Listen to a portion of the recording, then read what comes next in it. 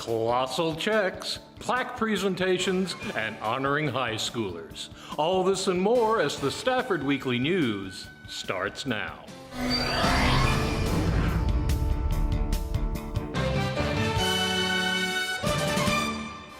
Welcome to the Friday, April 28th edition of the Stafford Weekly News. I'm Randall Williams.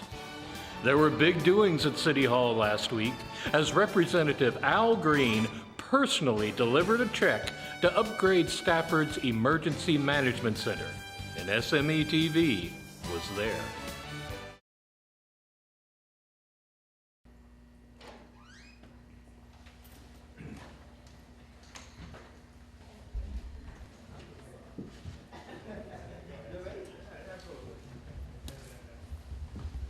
Well, good morning, everyone. I want to thank you for being here with us. And we especially would like to thank the members of the media for coming out and being with us today. We are honored to have you come to Stafford, Texas. This is a very important event, and your presence here today is indicative of your belief that it's important and will help us to get the message that we have to the masses. I want to thank the mayor of this city, Mayor Cecil Willis, for allowing us to have the opportunity to make this presentation here in the mayor's chambers. This is a City Hall, and the mayor has been so kind as to open the doors of City Hall to us. But I'm very proud of what we're doing today because these monies are going to help save lives. These monies are going to help us with the operations in the emergency management area here in Stafford, Texas. This facility is one that we call upon when we're in times of dire straits, when there are needs that have to be met. You and I know that in this city, we will have another hurricane. That it will happen. And when that occurs, we want our emergency management personnel to be not only prepared themselves, but they should be equipped with the latest in technology. Currently, there is technology available here, and I've worked with the mayor and the former mayor when we've had these hurricanes, and we've done what I think is an admirable job. But the technology needs upgrading so that we can do an even better job. So we will move now into digital technology, replacing the analog technology that has been available to us. Most of the areas of emergency management have already done this across the length and breadth of our country. We have done this with our phones. At one time, we were analog. I would say to you, the overwhelming majority of phones now are digital. So I'm proud that today we're going to make a presentation of a symbolic check to help us with the emergency management operations here in Stafford, Texas. Thank you, Congressman. It's such an honor to have you here once again. I want to tell you, this man is a good man. I'm not going to tell you he spent much time in Stafford as he has in other places, but Stafford is your second home. And you have always been out to see us, check on us, and in time of needs, every hurricane, every flood, every disaster, you showed up to check on us. As the congressman said, we are moving forward. I don't remember what century our technology was, but we're pretty close to the 21st century with this for what we're doing. And we're eternally grateful. As the congressman said, every old, antiquated gizmo in that room is going, and it's going to be up to the state of technology. And for that, we're ever grateful. When we get it all installed, when your schedule permits, we're going to invite you back and have a formal ceremony, turn everything on, and show you how it works. So, Congressman, thank you so much for taking care of your district, and especially for Stafford. Thank you, Mayor. Thank you. Last week also brought with it this year's Candidate Forum, featuring races for mayor, city council, and school board. Fernando Ramirez met with the event's moderator for a peek inside the process. Tonight we're going to be conducting a candidates forum for the City of Stafford City Council elections and the Stafford MSD School District Trustees race. tonight, the chamber is helping conduct these forums so the public can get an idea of who's running for the individual positions. Democracy depends on an educated populace. And we have two very, very important races going on here in the school board and the city. Nothing touches people's lives more than the city and the school board, and here's a chance for folks to see what's going on either here at the Civic Center or at home on Stafford TV. Well, tonight we're going to run this is not a debate. Okay, so there will likely be no drama going on here, but what we want the candidates to do is to be able to talk to the people, explain who they are, kind of what they stand for, why they would be good in the position, and why they're seeking their vote.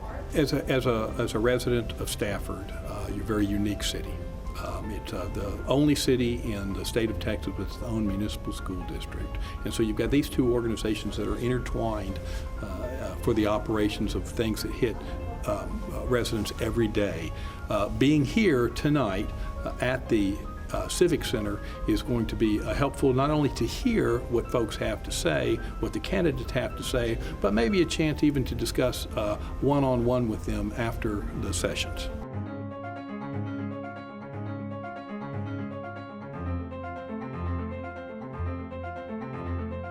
So the next step, we turn out with early voting. Early voting will be a number of locations, and the election itself will be on May 6th. If you wait till the last minute, you may miss it. You may be about 7 o'clock on Saturday night and go, oh, I forgot to vote. So get out early and vote.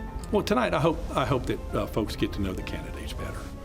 Get to know what they stand for, their vision for the city and for the school district, how they plan to conduct themselves. This is a nice feel for folks who, some of these candidates have not held public office before. But it's a nice way to see how they will conduct themselves, how they will represent the residents of Stafford as they move forward, if elected. You know, Stafford, the city and the school district, I believe, combined have the Stafford TV. All the council's meetings are online, so watching those meetings, watching what goes on, watching what's important to the city is important. It's good for folks to tune in every now and then and see what's going on. You can check with agendas and see what's happening, so you're not surprised. I'd like to thank the City of Stafford for allowing the Fort Bend Chamber to come in and help moderate this forum. I think it's important, again, for the citizens to be informed about what's going on, and I think it makes for good governance. The more transparency we have, the better our governance is. Earth Day exercises next. In Stafford, diversity is not just a number, it's who we are. When you are here, you become part of the story. You can sleep well knowing we're always on the job and looking out for you. It's a great place for growth and opportunity. Tradition starts here. We teach your children and we stick around for your grandchildren. We are one. We are Stafford. This is the city of Stafford, and we are one. Longtime employees and friends of SMSD remember the late Colonel Thomas Ellinger and all he did for the district and junior ROTC. A recent dedication ensured that he would be remembered even by those who did not know him.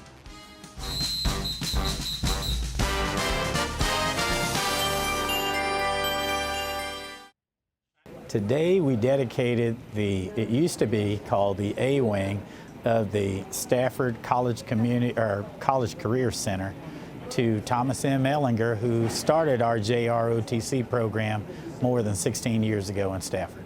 So it was really important because Colonel Ellinger made history when he actually started the program, but he truly made history because he left an impact that's going to be felt forever, even without him physically being here. Not only in the kids that he had that he left here, but also his theories, his philosophies, his belief, his honor, what he did with kids, and his philosophies that still ring in the halls today. For this to be the day that it is for Colonel Ellinger, it's a long time coming. He established the program here at Stafford High School opened up the path that leads down the A wing of this hall.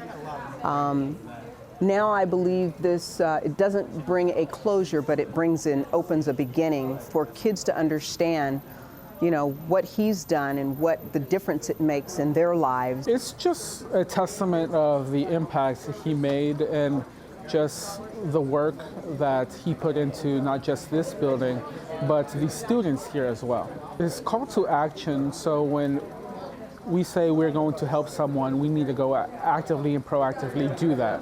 So go out and help your friends, your neighbors, our students here at the district, and help in any way possible. Sometimes this is by showing up.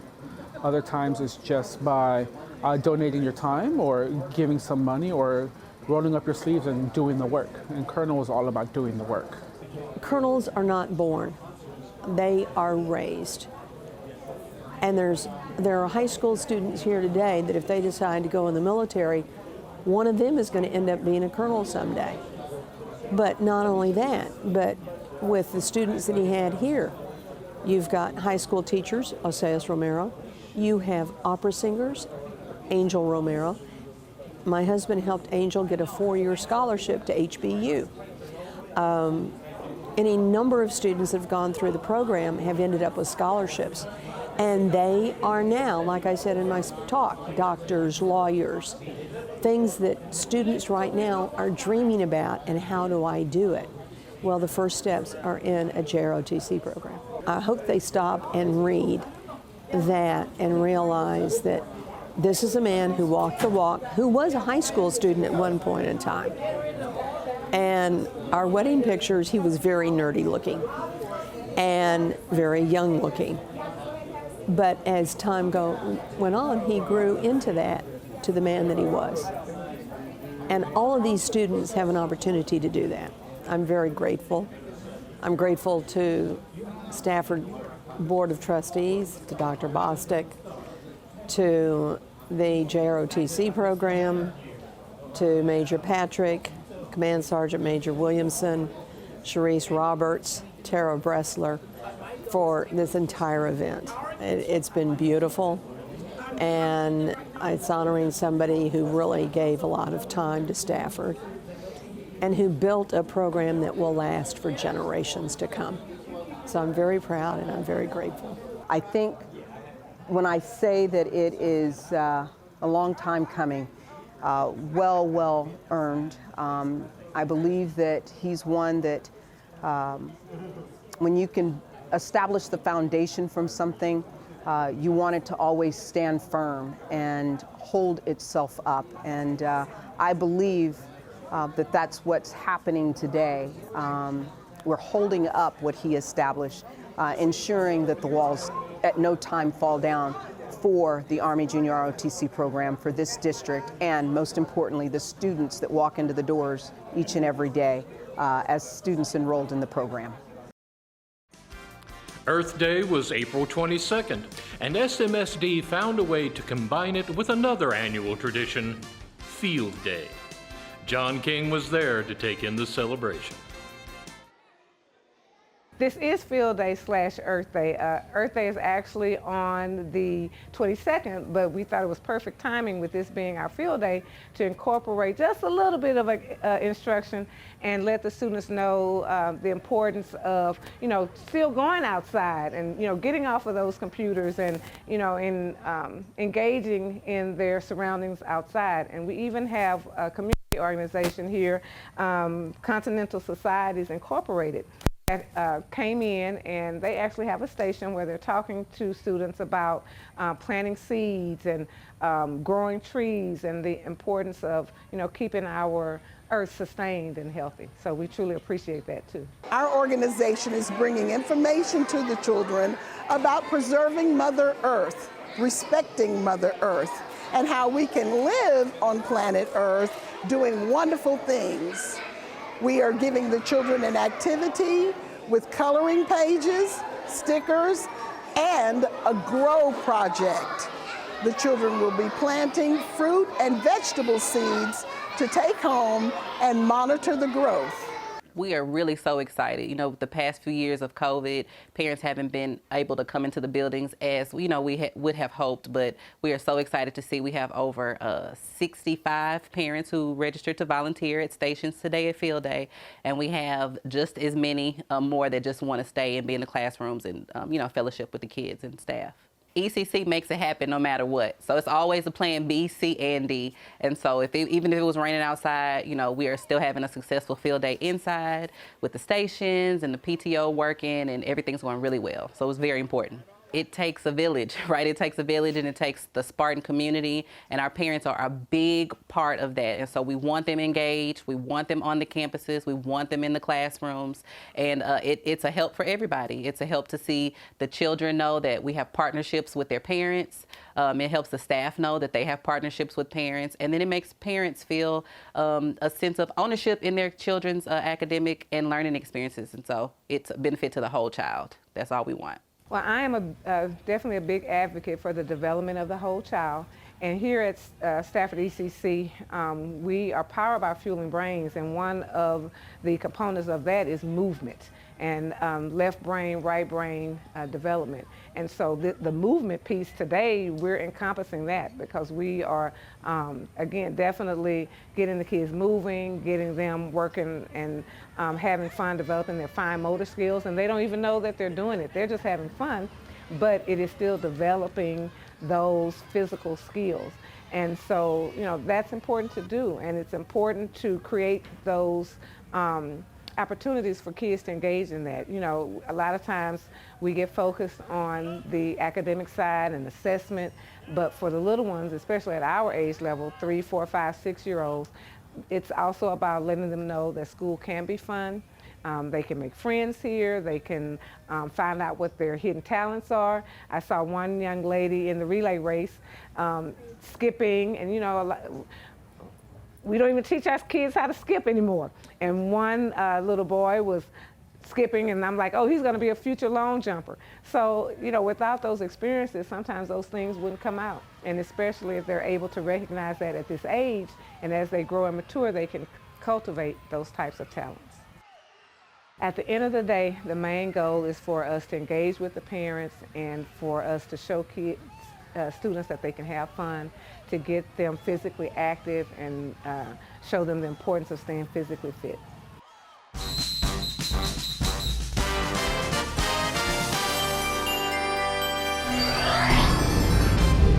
Unreality TV, next.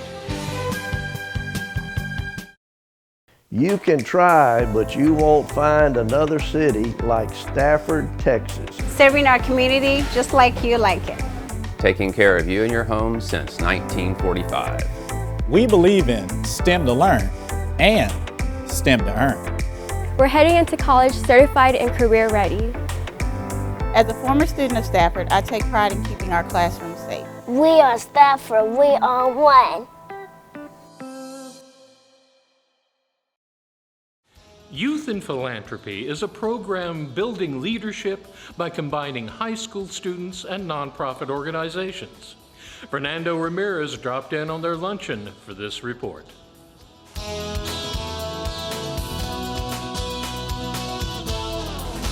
Today we are celebrating the students who have been involved in the Youth in Philanthropy program, and specifically we're recognizing the nonprofits that we have worked with throughout the year and the students who have been involved in the program throughout the year. So the Youth in Philanthropy program brings together about 100 juniors and seniors from Fort Bend County to serve the local nonprofits, all again within Fort Bend County.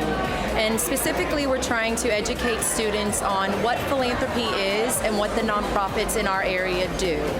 And we're bringing them together to work as teams. We partner them up with different schools so that they can get to know a different group of people than what they're just used to in their own school districts. And really just trying to educate them on leadership, teamwork, and what it means to give back to our community. One of the things we try to instill in our students when they're working with nonprofits is that it doesn't just take someone who wants to be in what we would call the service industry. nonprofits need all types of individuals, all types of talents, and we really want students, as they're still in high school, being engaged in what those areas might be, so that as they look for a career, they can understand that different careers are involved in nonprofits, and so they might just get an idea of what they might want to do. They might want to be an accountant, or they might want to be a therapist, and all of our nonprofits use individuals like that, so educating them earlier in life is important so that they can think about what their career might look like in the future. So we really hope that the students that have gone through the YIP program will take on what they've learned here to whatever they do after this. So whether it's going on to college, joining the workforce, even if they're still going to be in high school, we really hope that they continue to give back to their community. And we really try to emphasize with the students that giving to a nonprofit doesn't mean you're having to always give of your money, of your treasures, that you can always give of your talent and your time. And for them to understand that now and to be able to give back in ways that they maybe didn't think is really what they hope, is that we hope that they will use going forward in life. So we have a lot of information on our website. It's on the George Foundation website, and it's Youth and Philanthropy.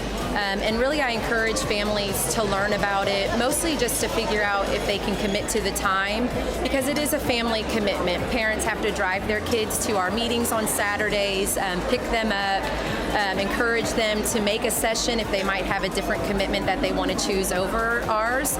And so it really is a family commitment to be in this program. And I really encourage families to get involved and also to ask their students at the end of a session, what did you learn today? Where did you go? Sometimes our students go to a nonprofit that they didn't know existed, and it might have a service that their friends or family might need. So we really hope that the students can take lessons that they've learned from our nonprofits back to their home life or wherever someone might need our services. I'm honored to be the person that leads this program, to see the commitment that our nonprofits, our community members, and our students give to this program is really humbling for me, and it just makes me energized to do what I do. And I'm certainly super proud of the students, and this group especially has just been really special and has formed some great friendships, and I hope that they continue those throughout their life.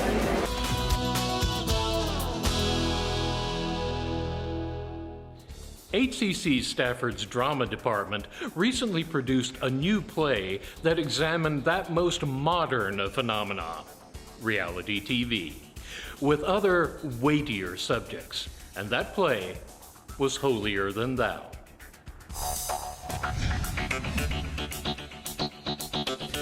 Oh, I've got this down to one sentence now. It is a fictional I almost had it. It is a fictional retrospective, it is a retrospective of a fictional reality TV show in which the winners get the powers of Jesus Christ for 7 days. And so this is sort of the interviews and the tell-all documentary that happens after the fact, although it's got some moments from the show as well. So Holier Than Thou is actually has a really interesting journey to come here. I worked on it with the playwright Bastian. I worked on it, I guess it would have been about 10 years ago in Austin with his company Poison Apple Initiative. And it's always sort of been in my brain, and especially during the COVID shutdown and all of that stuff, I was thinking a lot about like plays that focused more on television and sort of media and how that interacted with different things. And so when I had an opportunity to work here and direct a show, I felt like this was a great opportunity because he also wanted to, I wanted to bring in a playwright that would be able to work with the actors. And because he's a close friend of mine, I was able to convince him to sort of be available. So we did Zooms and Skype chats and whatever else, and allowed him to sort of be here and talk to the actors, and throughout the process and made revisions on the script as it was going so that they could all sort of be part of the collaborative process. And that was sort of why I fell in love with this play and the process as well. One of the things that's important to me about this play is that it is in conversation with the sort of commodification of everything, everything that makes us human, for a profit or for whatever else. And so we talked a lot about the ways that people are portrayed in reality TV, and using the scare quotes reality, and how It's not necessarily real. And the fact that you're looking through a filter, you're looking through a lens to see those things. And so using the cameras and like setting up the front of the stage to look like a TV studio to sort of remind the audience that what they're seeing is sort of the product of an unreliable narrator, the unreliable narrator being, in this case, just the editing process of a TV show. Really impressed with about the students was that this was an evolving script, this was an evolving process. So they probably learned the lines and got off book 3 or 4 different times, and then they would have a conversation, and then Bastian would change a section, and then they would have another conversation, change another section, and then they just stayed on top of it the whole time. It has been really excellent to watch students here at HCC be able to be a part of a new play process and a development process, but also to work together and to support each other the way that they have.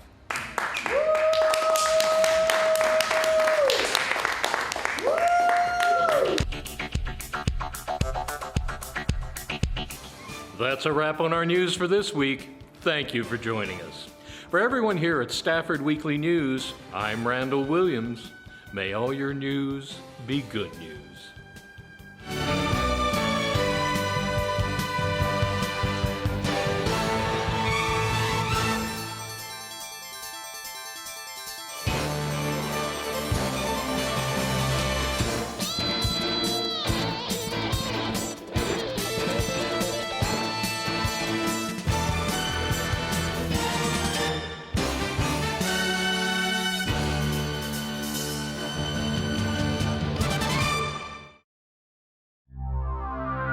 This program was produced on the Stafford campus of Houston Community College.